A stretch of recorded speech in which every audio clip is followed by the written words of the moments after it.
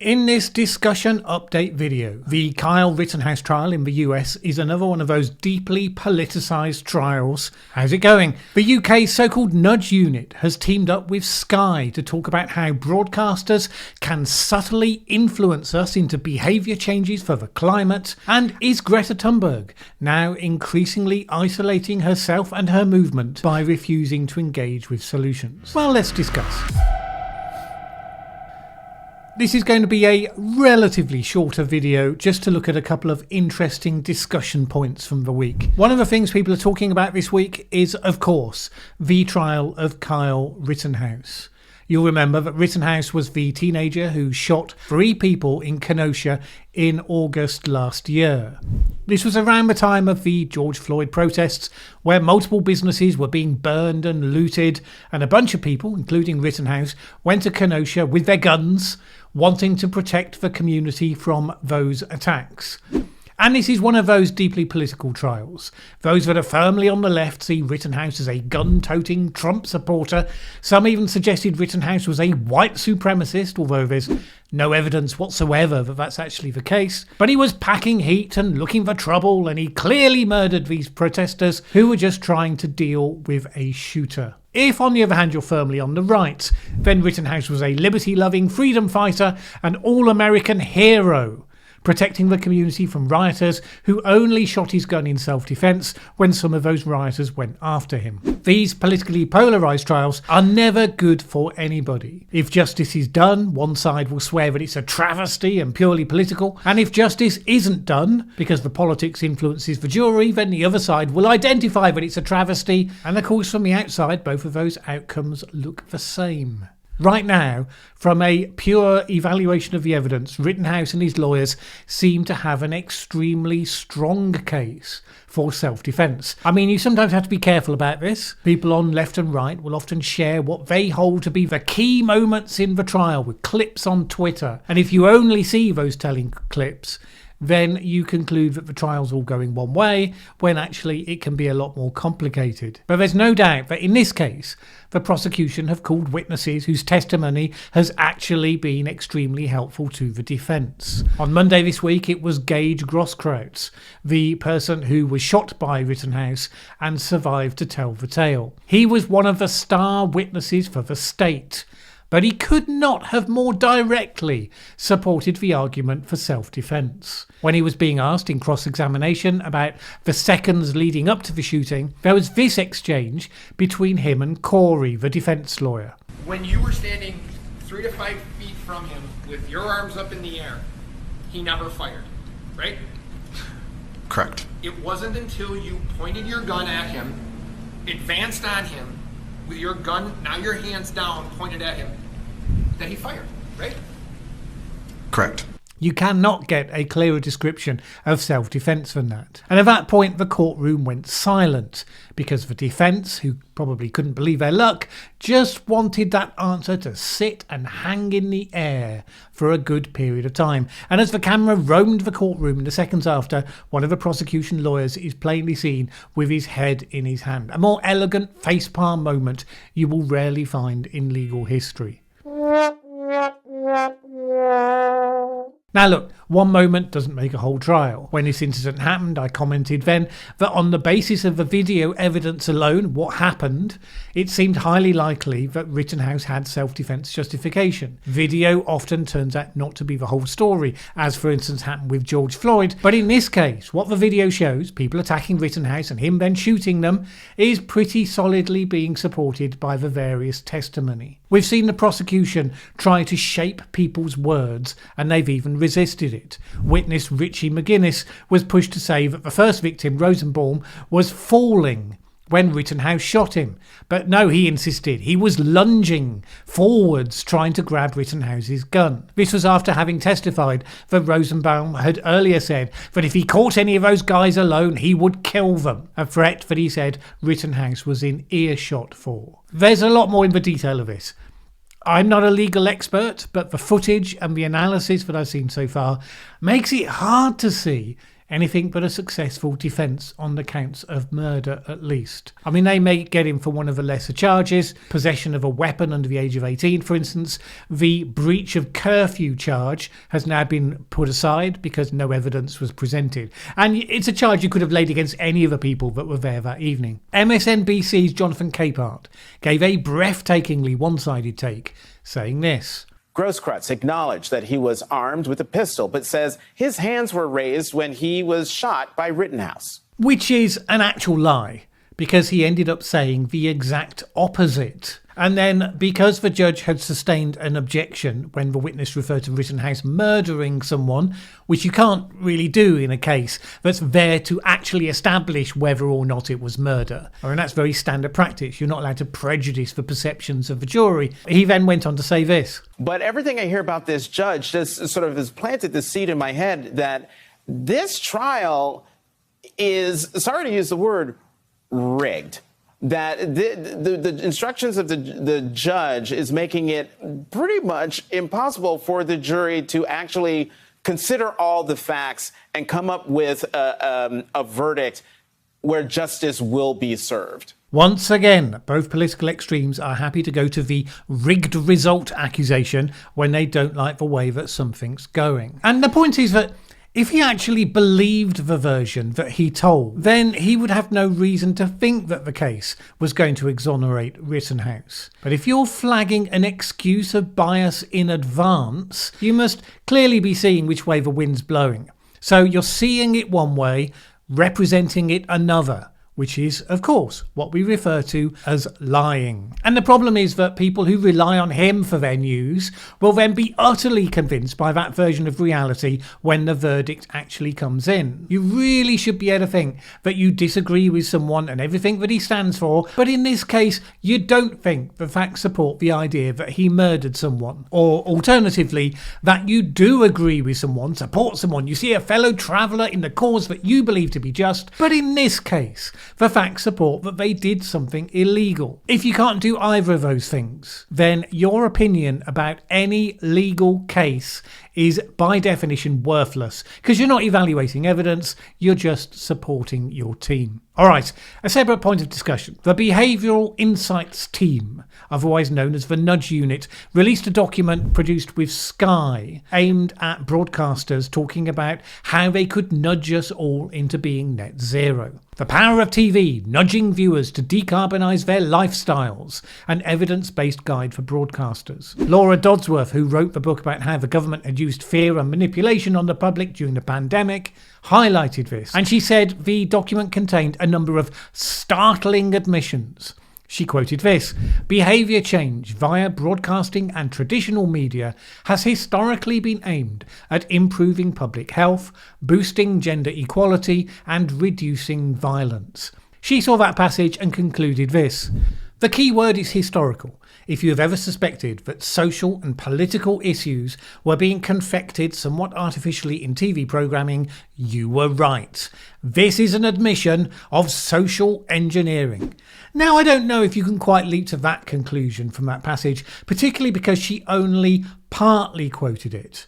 The full quote is this: the potential for television to influence people's behaviour is well known and has historically aimed to improve public health, boost gender equality and reduce violence, mostly in developing countries. I suppose the starting question is this: before we get into the document's proposals, do we expect that a nation's broadcasting is going to reflect its values and routinely promote the values that it holds to be important? Now, I would have presumed that it would, just by default. People who share common values, who all make programmes, by and large they're going to incorporate those values into what they do without any real nefarious intent. Promoting public health, reducing violence, those sort of things seem broadly to be what you would expect to happen in a healthy society. And the point is, it's only now, with initiatives like the Nudge Unit, where we're starting to utilise psychological insights into systematising how you encourage behaviours. But the problematic part comes when people start looking to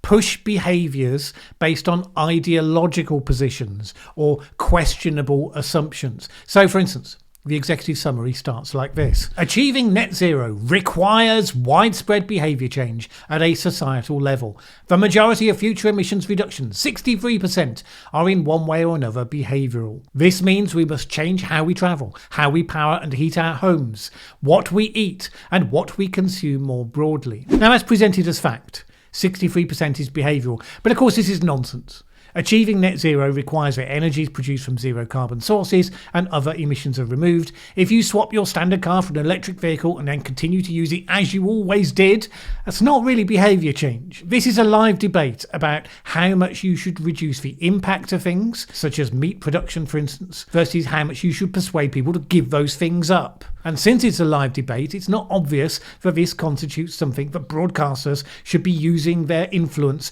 to psychologically win viewers over. What sort of influence are we talking about? So one of the things they identify is that people have a lack of knowledge and perceived normality about many actions, followed by the lack of willingness for some of the most impactful ones. For instance, just 2 in 10 viewers know how to recycle and how to save energy at home, and which foods have the worst carbon impact. The majority of people say they're willing to fly less, to walk and cycle more, and to repair and reuse products, but don't consider it to be a common behaviour. And their perceptions, of course, are broadly accurate on that score.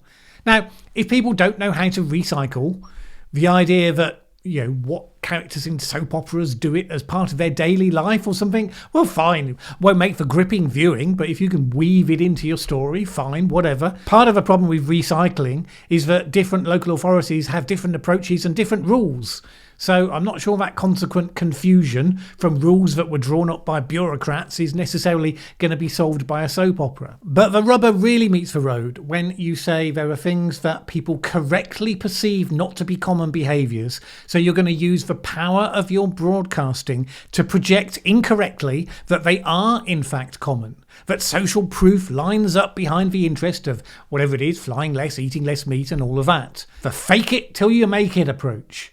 If you can create the impression that something is common, then eventually the reality will follow behind the illusion. It's worth noting that I don't mind all aspects of this equally. One of the areas, for instance, is encouraging people to waste less food. I mean, I did a video a couple of years ago encouraging people not to waste food. I mean, I can't say I mind that.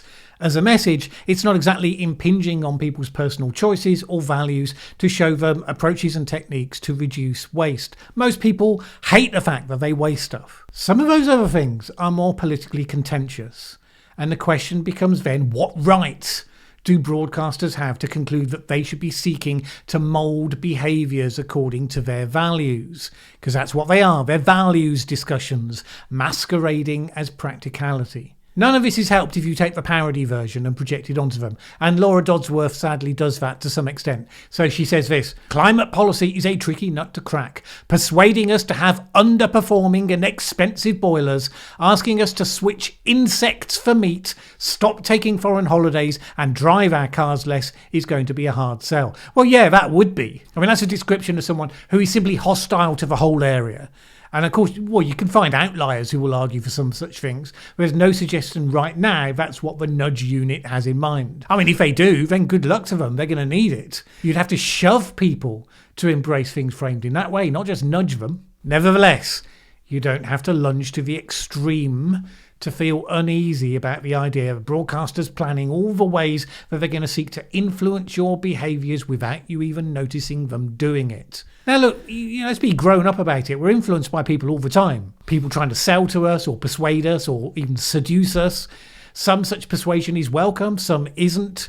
But as we enter a world where the science of persuasion and seduction has become so much better understood, we run the risk that decision makers will conclude free will is an illusion and we are just there to be controlled. So far, broadcasters and writers seem incapable of doing this sort of thing without preaching in a hilariously incompetent kind of a way.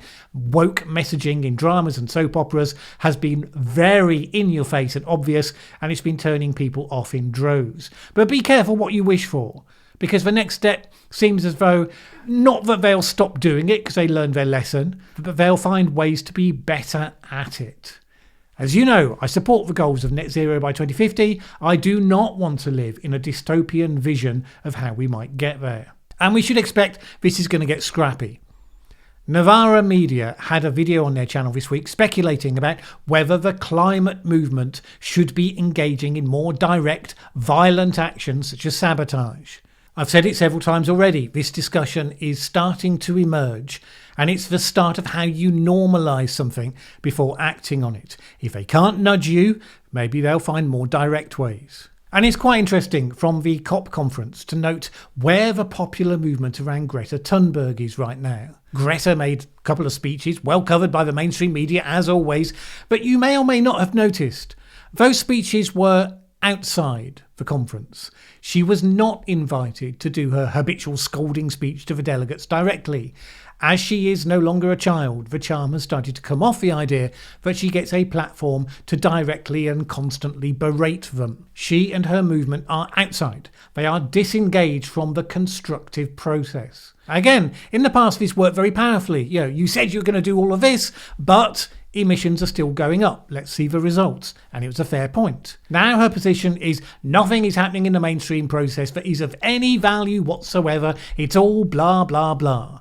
Well, that attracted some interesting kickback last week. A Rwandan minister said that campaigners from wealthy countries were being dismissive of policies such as carbon offsets, but for poorer countries they were economically essential. Jeanne d'Arc Mujawamaria said they are just complaining just for complaining. Because, of course, for many of those countries, what happens in the negotiating chambers of COP actually really does matter.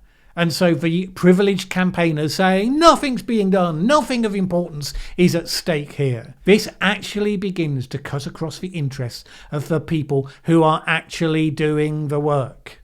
Now, Greta Thunberg said whatever the F they were doing in there was not leadership. Instead, the leadership was out there at the protest. Well, no, Greta, it isn't. And this is the moment of decision. Greta is no longer a child. She's a young adult. She has a platform still and the credit to be able to engage with the detail and become part of a process if she chose.